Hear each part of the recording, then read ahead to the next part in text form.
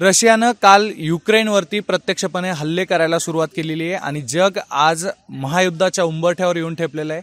याच सगळ्या परिस्थितीचे येणाऱ्या काळामध्ये जगातील राजकारणावर, भारतावरती काय परिणाम होणार आहेत याच सगळ्या गोष्टी आपण आज जाणून घेणार आहोत। आपल्यासोबत निवृत्त lieutenant colonel Satish Dhage sir आहेत। सर, स्वागत आहे तुमच्या कार्यक्रमात। धन्यवाद। या सगळ्या मागच्या काही दिवसांमध्ये सुरू असलेल्या हालचालीनंतर आज प्रत्यक्षपणे हल्ले करायला रशियानं सुरुवात केलेली आहे। युक्रेनच्या अनेक शहरांमध्ये बॉम्ब डागलेले आहेत, यामध्ये शेकडो नागरिकांचा आतापर्यंत मृत्यू झालेला आहे। आपण सरांकडून समजून घेऊ नेमका हा वाद काय। सर, काय सांगाल? नक्कीच आपण रशिया आणि युक्रेन यांच्यामधला संघर्ष जर पाहिला तर याला ऐतिहासिक पार्श्वभूमी आहे, सांस्कृतिक पार्श्वभूमी आहे, त्याच्या मागे अर्थकारण सुद्धा आहे। आणि मागच्या काही काळामध्ये ज्या प्रकारे जागतिक राजकारण बदलतंय, आंतरराष्ट्रीय पटलावर वेगवेगळ्या घटना होत आहेत, या सगळ्या घटनांचा एकूण परिपाक म्हणजे सध्याचा रशिया आणि युक्रेन संघर्ष। 1991 मध्ये USSR म्हणजे पूर्वीचा जो सोव्हिएट रशिया होता त्याचा एक भाग हा युक्रेन सुद्धा होता। 1991 मध्ये सोव्हिएट रशियाचे ज्यावेळेस तुकडे तुकडे झाले त्यातून जो आहे युक्रेन एक स्वतंत्र राष्ट्र म्हणून निर्माण झाला। पण व्लादिमीर पुतिन जे सध्याचे रशियाचे राष्ट्राध्यक्ष आहेत त्यांचं म्हणणं असं आहे की सांस्कृतिकदृष्ट्या जर पाहिलं, ऐतिहासिकदृष्ट्या जर आपण पाहिलं तर युक्रेनची जनता ही नेहमीच रशियाच्या बाजूने राहिलेली आहे। सांस्कृतिकदृष्ट्या त्याचबरोबर ऐतिहासिकदृष्ट्या ते आमच्या जवळ आहेत। मागच्या काही काळामध्ये अशा घटना होत आहेत की नाटो म्हणजे बेसिकली काय आहे, नॉर्थ अटलांटिक ट्रिटी ऑर्गनायझेशन, ज्यामध्ये मुख्यतः जे आहे युरोपियन राष्ट्र आणि अमेरिका हा 30 राष्ट्रांचा एक प्रकारचा मिलिटरी अलायन्स आहे, समूह आहे। आणि हा नाटो जो आहे हळूहळू त्याच्या पूर्वेकडे सरकताना आपल्याला दिसतोय। आणि व्लादिमीर पुतिन यांचं असं म्हणणं आहे की आत्तापर्यंत युक्रेन या देशाचं भौगोलिक स्थान जर आपण पाहिलं तर एका बाजूला रशिया आहे आणि दुसऱ्या बाजूला युरोपियन राष्ट्र आहेत। म्हणजे युक्रेन हे बफर स्टेट म्हणून, एक प्रकारे बफर राष्ट्र म्हणून काम करत होतं। आणि आता जर युक्रेन या नाटोच्या कवेत त्या ठिकाणी गेला तर नक्कीच रशियाच्या सुरक्षिततेला खतरा निर्माण होऊ शकतो। म्हणून एक प्रकारे युक्रेनवर दबाव निर्माण करण्यासाठी रशियाचे राष्ट्राध्यक्ष व्लादिमीर पुतिन हा प्रयत्न करतात। म्हणजेच सामरिकदृष्ट्या नाटोशी संबंधित राजकारण, दुसरी महत्त्वाची गोष्ट सांस्कृतिकदृष्ट्या, ऐतिहासिकदृष्ट्या पुन्हा एकदा 1991च्या पूर्वीचा जो सोव्हिएट रशिया होता तशाच प्रकारचं गतवैभव सध्याच्या रशियाला प्राप्त करून द्यायचं हे दुसरं कारण। आणि तिसरं महत्त्वाचं कारण अर्थकारण। वेगवेगळ्या प्रकारचे तेलाचे, नैसर्गिक वायूचे साठे या युक्रेनमध्ये उपलब्ध आहेत आणि त्या अनुषंगाने सुद्धा रशियाला युक्रेनवर एक प्रकारे आपला स्पियर ऑफ इन्फ्लुएन्स वाढवण्यासाठी प्रयत्न करणं आवश्यक आहे। आणि सर्वात महत्त्वाचा मुद्दा, मागच्या काही काळामध्ये म्हणजे अफगाणिस्तानची परिस्थिती असो आणि आत्ताचा रशिया युक्रेन संघर्ष असो, कुठेतरी अमेरिकाची पत, कुठेतरी अमेरिका सुपर पॉवर म्हणून जी बिरुदावली त्या ठिकाणी मिरवत होता त्याला कुठेतरी धक्का लागलेला आहे। आणि रशियाचे राष्ट्राध्यक्ष व्लादिमीर पुतिन यांच्यामध्ये ही सर्वोत्कृष्ट संधी होती की कुठेतरी जे आहे अमेरिकेला या जागतिक एकूणच कॉम्पिटिशनमधून जे आहे बाजूला सारण्यासाठी आणि पुन्हा एकदा रशियाचा डंका वाजवण्यासाठी ही उत्कृष्ट संधी आहे। आणि म्हणूनच अशा प्रकारचा हल्ला रशियाचे राष्ट्राध्यक्ष पुतिन यांनी केला असावा असा कयास मानला जातोय। अर्थात रशियाचं हे सगळं विस्तारवादी धोरण आहे, जगामध्ये महासत्ता निर्माण करण्याचा प्रयत्न रशियाला करायचा आहे। पण आपण थोडंसं मागे येऊन नाटोची नेमकी या सगळ्यांमध्ये काय भूमिका आहे, कारण या सगळ्या हालचालींमध्ये त्यांची सुद्धा एक महत्त्वाची आणि एक की रोल आहे।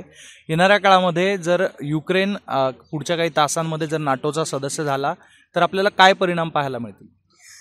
नाटो जसं आपल्याला माहिती आहे North Atlantic Treaty Organisation military alliance आहे 30 राष्ट्राचा। थोडीशी ऐतिहासिक पार्श्वभूमी जर आपण पाहिली तर दुसरा महायुद्ध झाल्यानंतर दोन मुख्य गट झाले होते। एका बाजूला रशिया आणि वेगवेगळ्या प्रकारचे कम्युनिस्ट राष्ट्र आणि दुसऱ्या बाजूला अमेरिका, युरोपियन राष्ट्र हे भांडवलदारी किंवा एक प्रकारे कॅपिटलिस्ट राष्ट्र।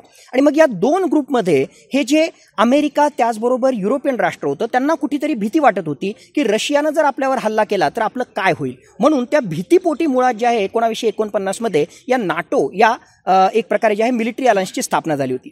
खरं म्हटलं तर 1991 मध्ये ज्यावेळेस USSRचे तुकडे तुकडे झाले त्यावेळेस जे आहे खऱ्या अर्थानं नाटोचं जे आहे अस्तित्व राहायला, म्हणजे भविष्यामध्ये सुद्धा जे आहे नाटो ही संघटना पुढे कंटिन्यू करायला तसं काही रॅशनल त्या ठिकाणी राहिलं नव्हतं।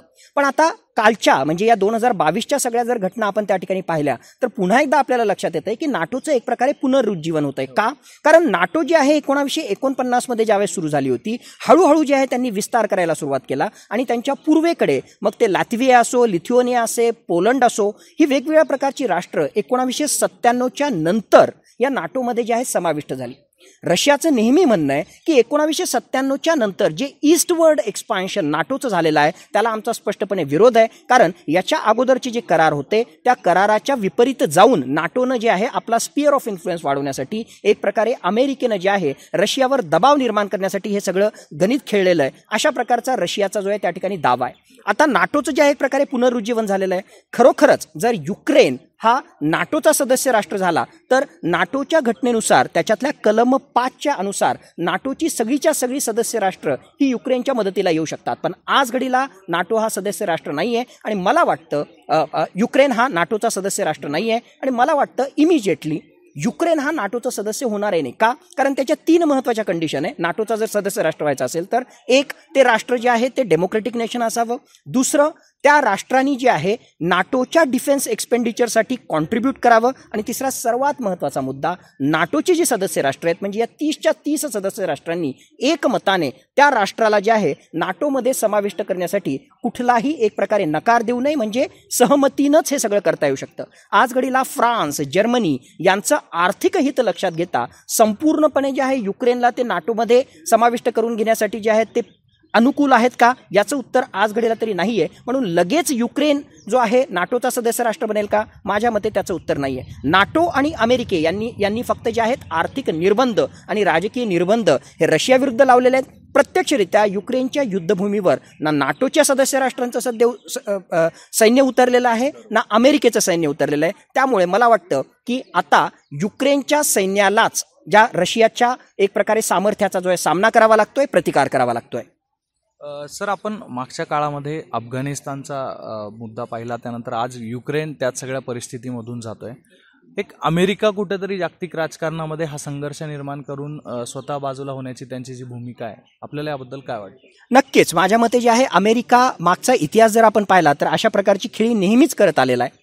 अफगाणिस्तान म्हणजे खरं जर पाहिलं तर अमेरिकेची सीमा कुठेही जे आहे अफगाणिस्तानशी लागत नाही, दूरदूरपर्यंत त्यांचा काही संबंध नाही. पण तरीसुद्धा 20 वर्ष अमेरिकेचं सैन्य हे अफगाणिस्तानमध्ये तळ ठोकून होतं.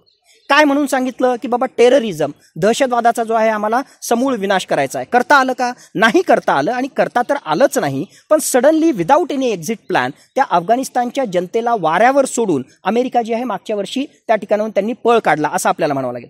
एवढंच नाही, आता 2022मध्ये सुद्धा युक्रेनला जे आहे शाब्दिक सामर्थ्याच्या माध्यमातून जे आहे नेहमी पाठिंबा दिला की आम्ही तुमच्या पाठीशी आहोत, आम्ही तुम्हाला जो आहे सपोर्ट करू. पण ज्यावेळेस अगदी आजही ते त्याच भाषेमध्ये बोलताय की आम्ही युक्रेनच्या सुरक्षिततेसाठी कटिबद्ध आहोत वगैरे, पण मैदानावर कुठे तर या शब्दाच्या पलीकडे जाऊन त्यांनी त्या ठिकाणी काय केलं? आर्थिक निर्बंध, काहीही फरक, विशेष फरक त्या ठिकाणी जे आहे डेटर केलं नाही रशियाला. रशिया या आर्थिक निर्बंधामुळे किंवा या अमेरिकेच्या धमकीला कुठेही घाबरला नाही आणि त्याला जे काही करायचे तेच त्या ठिकाणी केलेलं आहे. या एकूणच वातावरणातून कुठेतरी अमेरिकेची क्रेडिबिलिटी ही कमी झालेली आहे. आणि जर रशियासारखा एखादा देश अशा प्रकारचा युएनचा, अशा प्रकारचा अमेरिकेचा दबाव असताना सुद्धा त्याला जे करायचं आहे ते जर सक्षमपणे तो करू शकत असेल तर माझ्या मते भविष्यामध्ये वेगवेगळ्या प्रकारच्या घटना होऊ शकतात. चीन या सगळ्या घटनांना जे आहे बारकाईनं पाहतोय. तैवानचा जो प्रश्न आहे चीन सुद्धा अशी कुरघोडी करू शकतो. जपानचा जो प्रश्न आहे चीन जपान विरुद्ध सुद्धा कुरघोडी करू शकतो. एवढंच नाही तर भारताशी सटीक LACवर चीन भविष्यामध्ये आक्रमक भूमिका घेऊ शकतो. कारण चीनला माहीत आहे जर रशिया असं करू शकतो आणि असं झाल्यानंतर अमेरिकेनं एवढ्या मोठ्या मोठ्या गप्पा मारल्यानंतर सुद्धा अमेरिका प्रत्यक्षरित्या मदतीला येत नसेल तर मग तैवानचा प्रश्न असो, जपानचा असो किंवा भारताशी संबंधित संघर्ष असो, या ठिकाणी सुद्धा अमेरिका भारताला कितपत मदत करेल हा मोठा प्रश्नचिन्ह भारतासमोर आणि संपूर्ण जगासमोरच आहे. म्हणून कुठेतरी अमेरिकेची क्रेडिबिलिटी, जो बायडन यांची एकूणच अमेरिकेविषयीचं परराष्ट्र धोरण आणि अर्थव्यवस्था त्यांची जी खालावत चाललेली आहे, या सगळ्या गोष्टींच्या अनुषंगानं मला नाही वाटत की जे आहे अमेरिका सुपर पॉवर म्हणून आज खऱ्या अर्थानं स्वतःला स्थापित करतोय. सर, तुम्ही अतिशय महत्त्वाचा मुद्दा मांडला की भारत आणि चीनमध्ये सुद्धा जो वाद आहे, चीन सुद्धा विस्तारवादी धोरण स्वीकारते आणि त्याचे सुद्धा आपल्याला परिणाम भोगावे लागू शकतात. आपल्याला काय वाटतं की भारताचं नेतृत्व असेल, भारताचं सैन्य असेल, या सगळ्या परिस्थितीचा सामना आपल्याला करावा लागू नये, अर्थात दुर्दैवानं, पण हा जर करावा लागला तर यामध्ये भारत कितपत आणि काय स्थिती असेल भारताची? 2 महत्त्वाचे मुद्दे आहेत. म्हणजे जर चीनसोबतचा संघर्ष आपल्याला लक्षात घ्यायचा असेल तर डिप्लोमसी अँड डेटरन्स, म्हणजे जे आहे ऑफकोर्स 21व्या शतकात प्रत्येक प्रश्न जो आहे युद्धाच्या माध्यमात, बाय द वे युद्धाच्या माध्यमातून कुठलाच प्रश्न त्या ठिकाणी सॉल्व्ह होत नसतो. टेम्पररी जे आहे आपल्याला सोल्युशन वाटत असेल तर चीनसोबतच्या प्रश्नाशी संबंधित सुद्धा डिप्लोमसी, चर्चा हा एक भाग असावा आणि डेटरन्स. फक्त चर्चा करून त्या ठिकाणी चालणार नाही, स्वतःचं सामर्थ्य एवढं आपण वाढवून ठेवावं की दुसऱ्या राष्ट्रानं जे आहे आमच्या विरुद्ध वाकडी नजर त्या ठिकाणी उचलू नये. मग हे जर करायचं असेल तर आर्थिकदृष्ट्या आपल्याला सक्षम व्हावं लागेल. आत्मनिर्भर भारत खऱ्या अर्थानं आपल्याला त्याची अंमलबजावणी करावी लागेल. सामरिकदृष्ट्या आपल्या सगळ्यांचे जे वेगवेगळ्या प्रकारची शस्त्रास्त्र आहे त्याविषयी जे आहे आपल्याला सामर्थ्य प्रस्थापित करावं लागेल. आणि आंतरराष्ट्रीय दृष्ट्या जो आहे भारताला खऱ्या अर्थानं इन्फ्लुएन्स निर्माण करावा लागेल. त्याच वेळेस चीन विरुद्ध आपण डेटरन्स निर्माण करू शकू. पहिला मुद्दा. दुसरा महत्त्वाचा मुद्दा, आता या सगळ्या उदाहरणांवरून पुन्हा एकदा भारतानं धडा घेतला पाहिजे की जर खरोखरच युद्धाची परिस्थिती निर्माण झाली, सामरिक संघर्षाची परिस्थिती निर्माण झाली तर भारताला स्वतःहूनच लढावं लागणार आहे. ना अमेरिकेचं सैन्य येणार आहे, ना दुसरं कुठलं मित्र राष्ट्र जे आहे आपल्या सोबतीला त्या ठिकाणी जे आहे लढण्यासाठी येणार आहे. येस, इंटेलिजन्सच्या माध्यमातून, वेगवेगळ्या प्रकारची शस्त्रास्त्र भारताला विकण्याच्या माध्यमातून अमेरिका नक्कीच आपल्याला मदत करू शकतो. कारण आफ्टर ऑल अमेरिका जगातला वेगवेगळ्या देशांमधला संघर्ष हा एक प्रकारची संधी म्हणून पाहत असतो आणि त्या दोनही संघर्ष करणाऱ्या राष्ट्रांना आपली जास्तीत जास्त जी आहे शस्त्रास्त्र कशी विकता येतील, त्याचा जो आहे आपल्या अर्थव्यवस्थेला, देशाला कशा प्रकारे फायदा करून घेता येईल, असा अमेरिकेचा नेहमीच मागच्या संपूर्ण एका शतकाचा जर इतिहास आपण पाहिला तर अशा प्रकारची अमेरिकेने नेहमीच भूमिका घेतलेली आहे. म्हणून चीन विरुद्धच्या संघर्षाविषयी डिप्लोमसी, डेटरन्स आणि स्वतःच्या हिमतीवर आपल्याला जर कोणाविरुद्ध लढावं लागलं तर त्यासाठी स्वतःला सक्षम करून ठेवणं, या त्रिसूत्रीचा आपल्याला जो आहे वापर करावा लागणार आहे. सर, युक्रेनमध्ये आज शेकडो लोक त्यांचा मृत्यू झालेला आहे. आजूबाजूच्या देशांवरती सुद्धा परिणाम होतोय. मात्र इथे भारतामध्ये भारतातल्या नागरिकावर प्रत्यक्षपणे अप्रत्यक्षपणे नेमके काय परिणाम आपल्याला येणाऱ्या काळामध्ये पाहायला मिळतील? नक्कीच. जरी युक्रेन आणि रशियाच्या सीमा भारताशी निगडीत नसल्या, सटीक नसल्या, तरी सुद्धा या जागतिकीकरणाच्या वातावरणामध्ये या संघर्षाचा परिणाम भारताच्या प्रत्येक व्यक्तीवर सुद्धा होणार आहे. रशिया आणि युक्रेनमध्ये मोठ्या प्रमाणावर पेट्रोलियम प्रॉडक्ट्सचे साठे असल्यामुळे आणि आता संघर्ष निर्माण झाल्यामुळे आणि त्यातल्या त्यात भारताला जी आहे जी आपल्या पेट्रोलियम प्रॉडक्टची गरज आहे, 84% आपली गरज जी आहे आपल्याला आयातीच्या माध्यमातून, म्हणजे हे आपल्याला दुसऱ्या देशांकडून खरेदी कराव्या लागतात. आंतरराष्ट्रीय बाजारामध्ये एका बॅरलसाठी आता $100पेक्षा सुद्धा जास्त किंमत आपल्याला मोजावी लागते आणि त्याचाच परिणाम म्हणजे येणाऱ्या काही दिवसांमध्ये आपल्याला जे आहे पेट्रोलचे, डिझेलचे भाव, त्याचबरोबर CNGचे भाव आपल्याला वाढताना दिसतात. 8 मार्चला जशा आपल्या 5 राज्यांमधल्या निवडणुका संपल्या, लगेच त्याच्यानंतर माझ्या मते जे आहे पेट्रोलियम पदार्थांची वाढ, याची झळ प्रत्येक नागरिकाला त्या ठिकाणी भारतीयाला सोसावी लागेल. दुसरी महत्त्वाची गोष्ट, युक्रेनमधून मोठ्या प्रमाणावर इडिबल ऑइल, खाद्यतेल, त्यातल्या त्यात सूर्यफुलाचं तेल जे आहे आपण त्याची आयात करत असतो. पुन्हा या संघर्षामुळे त्याची किंमत वाढू शकते. म्हणून गहू असेल किंवा इडिबल ऑइल, खाद्यतेलं यांची सुद्धा किंमत भविष्यामध्ये वाढू शकते. रशिया आहे एका बाजूला, चीन आहे, अमेरिका आहे आणि हा सगळा युक्रेनमध्ये सुरू असलेला संघर्ष आहे. नेमकी या जागतिक राजकारणामध्ये भारताची स्थिती काय? कारण आपण शांततेचे पुरस्कर्ते आहोत. आपण जगाला नेहमी शांततेचा संदेश देण्याचा प्रयत्न केलेला आहे. अगदी या युद्धसदृश्य परिस्थिती निर्माण होण्यापूर्वी देखील आपण शांततेतून मार्ग काढण्याचं आव्हान केलं होतं. आजची स्थिती भारताची काय? भारताचे 20,000 नागरिक त्या ठिकाणी अडकलेले आहेत. भारत आपली योग्य ती भूमिका घेतोय का? तुम्हाला काय वाटतं एक संरक्षण विषयाचे अभ्यासक म्हणून? सुधीर, नक्कीच खूप छान प्रश्न आपण त्या ठिकाणी विचारला. थोडेसे माझे कडवे बोल आहेत, पण ही सत्यता आहे. जर आपण पाहिलं तर भारतानं या प्रश्नामध्ये रशिया आणि युक्रेन हा संघर्ष मागच्या कित्येक महिन्यांपासून चालू आहे. यामध्ये जे आहे नरोवा कुंजरोवा अशी भूमिका घेतलेली आहे. ना अमेरिकेच्या बाजूने आपण जे आहे आपला एक प्रकारे वजन ठेवलेलं आहे, ना रशियाच्या बाजूने आपण आपलं वजन त्या ठिकाणी ठेवलेलं आहे. कारण त्याच्याशी संबंधित काही राजकीय गणितं, आंतरराष्ट्रीय राजकारणाशी संबंधित काही गणितं त्या ठिकाणी. पण 2 महत्त्वाच्या गोष्टी आपल्याला या ठिकाणी लक्षात घ्याव्या लागतील की भारत जे आहे असा विचार करतोय की फेन्स सिटिंग, दुरून आपण फक्त पाहतोय आणि एक जे टिपिकल स्टेटमेंट असतं की चर्चेच्या माध्यमातून जो आहे हा प्रश्न त्या ठिकाणी सॉल्व्ह करण्यात यावा.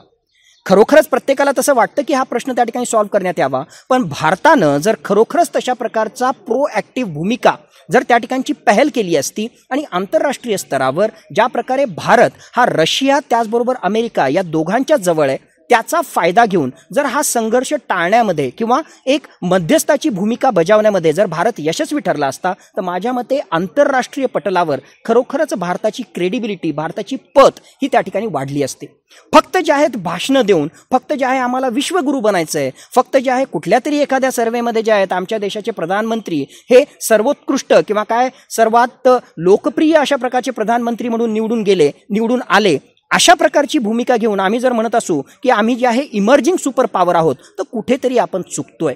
जे महत्त्वाचे प्रश्न जगासमोर आहेत त्या प्रश्नांची सोडवणूक करण्यासाठी भारताला कणखर भूमिका घ्यावी लागेल. त्या ठिकाणी जर तुम्ही सोल्युशन देऊ शकत असाल, त्या ठिकाणी जर तुम्ही इन्फ्लुएन्स करू शकत असाल, तरच खऱ्या अर्थानं तुम्ही इमर्जिंग सुपर पॉवर आहात. दुसरा प्रश्न, भारतीय नागरिक त्या ठिकाणी जे अडकलेले आहेत, साधारणतः 20,000 आपले जे आहेत भारतीय नागरिक आणि त्यातल्या त्यात जे विद्यार्थी आहेत ते त्या ठिकाणी अडकलेले आहेत. मागच्या कित्येक आठवड्यांपासून जे आहे अतिशय स्फोटक परिस्थिती त्या ठिकाणी निर्माण होतीये. हे सगळे जग बघतंय. जपान असो, अमेरिका असो, इतर युरोपियन राष्ट्र असो, त्यांनी त्यांचे जे वकिलातीमधले जे राजदूत आहेत त्याचबरोबर जे नागरिक आहेत त्यांना लवकरात लवकर युक्रेनमधून कसं बाहेर काढता येईल या ठिकाणी प्रयत्न केले आणि त्यामध्ये ते यशस्वी सुद्धा झाले. नेहमीसारखं जे आहे भारताचं परराष्ट्र मंत्रालय यामध्ये सुद्धा जे आहे लेट लतीफ झाल्यासारखं आपल्याला त्या ठिकाणी वाटतंय. म्हणजे भारतानं जे आहे तिथल्या भारतीयांची, युक्रेनमधल्या भारतीयांची सुटका करण्यासाठी माझ्या मते लेटली त्यांनी काम त्या ठिकाणी सुरू केलं. आणि आजसुद्धा एवढी स्फोटक परिस्थिती असताना हजारो भारतीय त्या ठिकाणी अडकलेले आहेत. आत्ता मी वाचत होतो की नॅशनल युनिव्हर्सिटी खार्किव्ह, युक्रेनच्या पूर्वेकडे असणारी जी आहे ती खार्किव्हमधली नॅशनल युनिव्हर्सिटी आहे. हजारो भारतीय विद्यार्थी जे आहेत त्या ठिकाणी बंकरमध्ये, मेट्रो स्टेशनमध्ये जे आहेत आसरा घेताना त्या ठिकाणी दिसत आहेत. त्यांचं जर काही बरं वाईट झालं तर माझ्या मते त्याची संपूर्ण जबाबदारी ही भारत सरकारची आहे आणि कुठेतरी भारताच्या ढिसाळ धोरणाची, लेट लतीफ धोरणाची आहे असं मला या ठिकाणी स्पष्टपणे वाटतं.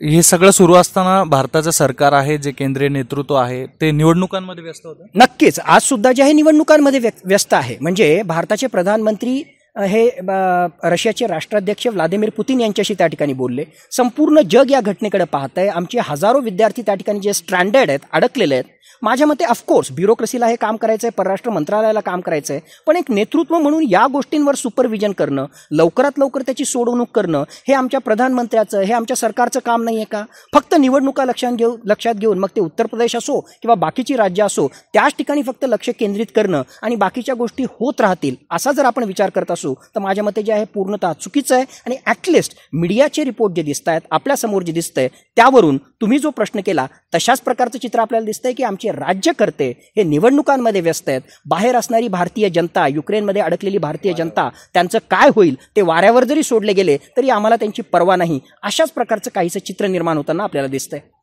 सर, हा सगळा वाद आज सुरू आहे, तिथे हल्ले होत आहेत, शेकडो नागरिकांचा मृत्यू झालाय. येणाऱ्या काळामध्ये चित्र काय असेल, यावरती सोल्युशन काय निघू शकतं? माझ्या मते येणाऱ्या काळामध्ये जे आहे नक्कीच परिस्थिती भीषण आहे. आणि फक्त जर युक्रेन आणि रशिया या संघर्षाविषयी जर आपण पाहत असू आणि त्यामध्ये जर सोल्युशन पाहिजे तर नक्कीच चर्चेचे माध्यम हे तर नेहमीच, डिप्लोमसी हे नेहमीच सुरू त्या ठिकाणी ठेवावं लागेल. आणि माझ्या मते या ठिकाणी ॲडव्हान्टेज रशिया अशी परिस्थिती निर्माण झालेली आहे. जोपर्यंत रशियाची राजकीय आणि सामरिक ध्येय साध्य होत नाही तोपर्यंत रशिया जी अशी आक्रमक भूमिका घेत राहणार. मुळात या सगळ्या संघर्षामागे रशियाचं एक महत्त्वाचं जे धोरण आहे ते म्हणजे युक्रेनमध्ये रशियन धार्जिनं सरकार त्या ठिकाणी बसवणं. युक्रेनचं सरकार जे आहे ते युरोपियन युनियन, युरोपियन राष्ट्रांच्या कवेत न जाता रशियाच्या स्पिअर ऑफ इन्फ्लुएन्समध्ये येणं हे सरळ धोरण आहे. आणि त्यामुळेच ही सगळी आक्रमकता रशिया आपल्याला घेताना दिसते. पण हे सगळं पाहून भविष्यामध्ये चीनसारखा विस्तारवादी देशसुद्धा जे आहेत वेगवेगळ्या प्रकारचे प्रश्न निर्माण करू शकतो. कुठेतरी हे सगळं पाहता युनायटेड नेशन्स हा कुठेतरी कमी पडतोय हे आपल्याला दिसतंय. आणि म्हणून वेळोवेळी युनायटेड नेशन्स सिक्युरिटी काउन्सिलमध्ये सुधारणा करणं, फक्त P5 राष्ट्रांपुरता व्हिटोचा अधिकार न ठेवता भारतासारख्या, ब्राझीलसारख्या इतर राष्ट्रांना सुद्धा त्यामध्ये समाविष्ट करून घेणं आणि एक प्रकारे जे आहे युनायटेड नेशन्सला आणखीन सक्षम बनवणं, ज्याच्या माध्यमातून ग्लोबल ऑर्डर, ज्याच्या माध्यमातून आंतरराष्ट्रीय शांतता प्रस्थापित राहील, यासाठी आपल्याला प्रयत्न करणं अत्यंत आवश्यक राहणार आहे. तर एकूणच हे सगळं युद्धाचं चित्र आहे. जग आज तिसऱ्या महायुद्धाच्या उंबरठ्यावर येऊन ठेपलंय आणि या सगळ्या घटनांचे तपशील, या सगळ्या घटनांची सविस्तर माहिती आपल्याला सतीश ढगे सरांनी दिली. सर, तुमचा मनपूर्वक आभार, तुम्ही वेळ दिला. धन्यवाद. पुन्हा आपण असेच विषय घेऊन भेटणार आहोत. सतीश ढगे सरांशी आपण या सगळ्या मुद्द्यांवरती पुन्हा चर्चा करणार आहोत. तुर्तास आपण इथेच थांबूयात. महाराष्ट्रातील सर्व बातम्यांचे विश्वासार्ह व्यासपीठ, सकाळच्या सर्व सोशल मीडिया प्लॅटफॉर्मला लाईक, फॉलो आणि सबस्क्राईब करा. तसंच सर्व नोटिफिकेशनसाठी बेल आयकॉन प्रेस करायला विसरू नका.